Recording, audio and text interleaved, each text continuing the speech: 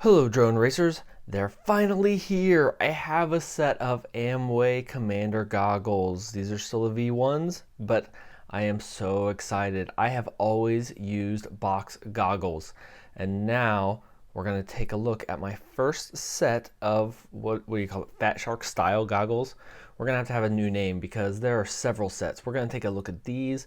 I figured out how everything works on them. We're going to do my first real flight with them. And then we'll talk about these and maybe two other options that might be really good that are just becoming available on the market also. Inside the box, you have a user manual that's actually pretty well done and lays out how everything works.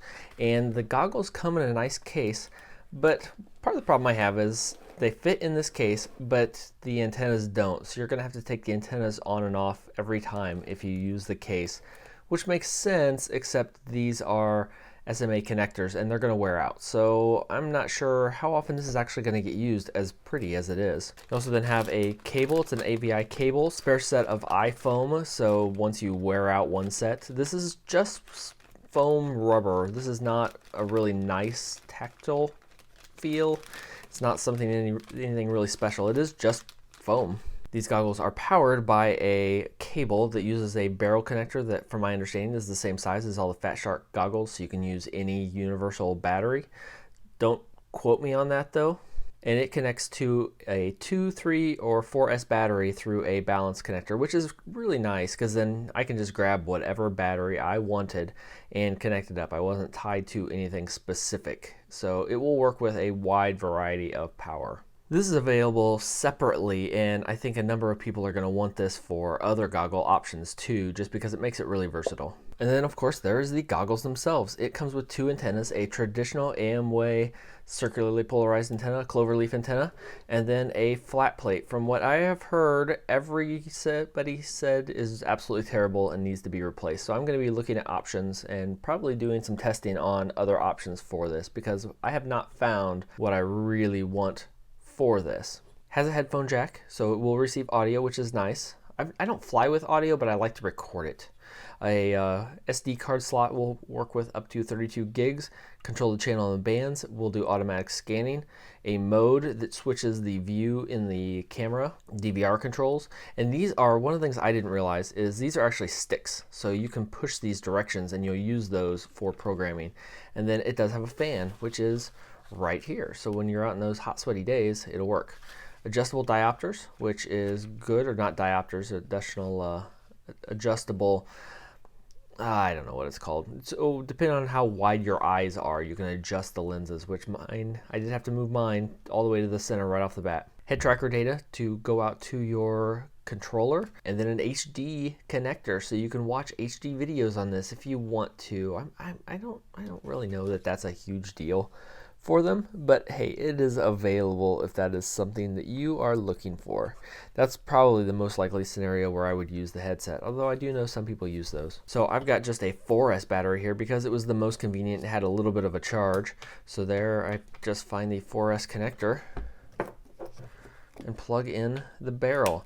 There is a spot to hold the battery in the back here, and even with a 4S battery it fit, but I would probably recommend using a 3S battery for this. It's just going to be a better design. So like I've got some nice narrow 1400 size 3S batteries, and I think that'll probably be about perfect back here. But I like it being in the back so everything's balanced. I think that's a better place for it than being over here. So let's see if we can see the lens. So as a reviewer, here's already a disadvantage. I cannot get my camera lined up to get you in to see that lens in any way. It just is not working with my camera at all, where with my box goggles, it's not a problem. That's more of a reviewer's problem and less of a utilization problem. On the inside, there is two eyes, so as long as you have two eyes, that's a good thing, I guess. And there is a spot for diopters. It says that Fatshark diopters will fit in here. I wear glasses, so I have ordered a pair so I don't have to wear contacts every time I want to use these. For 15 bucks, you can get 3 different strengths, -2, -4, -6, and it sounds like that works for most people. So I will do a separate review of those once they come in to see if they work for me. So I will plug these in and show you at least what it sounds like, even though you can't see it on the screen there. So you connect it in and it beeps. And channel band, you have a short press for channel, a long press for band. It'll beep twice, and then you hold down for 5 seconds. And it beeps a second time, 3 times. Now it's doing a scan looking for the strongest signal. So that works out really well. Head tracker, if you have the head tracker module, which mine did not come with, if you do one press, it turns on the fan. And it will run for 10 minutes, and then if you hold down the button, it'll turn on the head tracker. DVR, you just hold this down for a second, and it will turn on, and what you see is up in the upper right-hand corner, it says record. And then you push this again, and it will start recording. So theoretically, we're recording static right now. The record is flashing when it's actually recording, and then you press it again to stop. Then to go into the menu, you hold this down, and it will go into the menu. And this took me a second to figure out, so you basically push right to select the menu. You go up and down, and you press right to select, and you can do playback of videos in here, which worked really well, as long as I remembered the next option. The mode option, it defaults to 2D widescreen. You press and hold this down. It then has 4:3 2D, which is my preference, and then there's 2 more options for 3D and then HDMI in. So it gives you lots of options. It's really easy to switch between, which I appreciate. But the thing it took me a little bit to figure out is you have to hold this down for 3 seconds, and maybe you can see this at least. See all the static? I hold this down for 3 seconds, and then it turns it, and there it's just black. So that's what you're looking for. So now it's actually not just black, that's the menu, and you see you just can't see it, unfortunately. Just doesn't work. But in the menu you can do the playback, you can set the settings. So one of the things I'm going to play with, I'm not sure if I'm going to like or not, is the ability to just record everything. Because I said a lot, I want to record all my flights. Well, you can set it so as soon as you plug it in, it starts recording, and I might actually appreciate that. So now what we're going to do is I'm going to do my first flight on them. For that, I'm going to use the Jumper X68S that I just reviewed. One of the things we're going to look at is I fixed the camera. So I focused the camera, got it all twisted in place, put a little dab of glue. In order to do that, I took the camera out of the mount completely. The camera is held in by 2 screws and a little yellow plate, so it came out all the way. One of the things I do want to say, I did have one problem, just in full disclosure. My ground cable, the black cable on the camera, broke, so I had to resolder that back on. It was a pretty easy job, but it was weird. It just broke right off. So I don't think I was too hard on it. But other than that, I think it will look much better with the camera focused. The other thing I forgot to do that I just remembered during that segment is I moved the antenna. I just did this right now. So the antenna fit through one of these vents. I mentioned that in that video, and I think this will help with the signal cutouts that I was getting. I didn't get any actual dropouts, but my radio was complaining a lot, and I think getting this away from the transmitter and up here will take care of that completely, and it actually works out even better than I expected. All right, so here we go with a very similar setup and a much better focus camera. And, ooh, that was weird. Why did the video split up? So there we go, we can actually see what things look like. And the control, I'm trying to measure the goggles here. I have to remember, I've already reviewed the drone yesterday. And now we're looking at the Aomways. It's so weird. So looking at the goggles, things you can't see here is it's so dark. I'm not used to it being this dark. With the box goggles, I've been using the EV800Ds, which I really like and still think are a great first option. I can't see out at all, which was kind of interesting when I went to go pick up the radio. I couldn't see anything at all. So going from box goggles, like I mentioned, this is my first set of real goggles, I guess you would call them.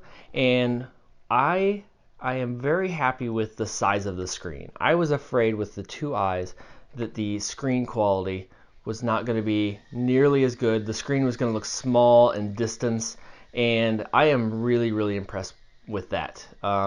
Everything looks really clear.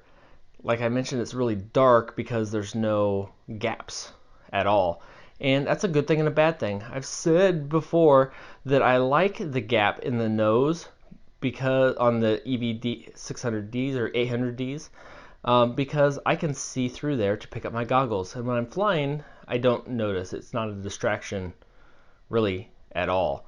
But with these, I don't have that, which outside is probably a bigger difference. Outside, there's probably a bigger difference in being able to see out clearly. So unfortunately it's going to be raining for the next 3 days, and I wanted to get at least a start with this. So these, I'll say it's better than I expected. I've used box goggles for so many years. I didn't think I was going to be amazed by this, but I pretty much am, and that's what happens with a low battery. We're definitely going to be talking about the Aomway Commanders more in the future because there's other options for them. You're going to be seeing them. I've talked about the EV800Ds because they've been my main goggles for a long time. Now we'll be talking about these because these are probably going to be my main goggles. Once the diopters come and I can actually see out of them all the time, these are just going to be my go-tos. Now they are 4 times the price, not quite, about $350, but you can get them right now. So as of this moment, when I'm recording this, they are available. There's 2 things that would make me hesitate for these at all. One, there's no module for them, which is great because everything's built in. They have the best of everything available today. But there are 2 other sets of goggles right now that I would consider in comparison to this. The Eachine EV100s, which are only $99 and don't have real diversity, and there's an upgrade $30 module for DVR, and nobody's reviewed them yet, so they could be total garbage and nobody knows yet. But they are so cheap. They're a third of the price, and they're real goggles. They are not going to be as good as these because the menu in this is exceptionally good, very, very intuitive once you get a first grasp on it.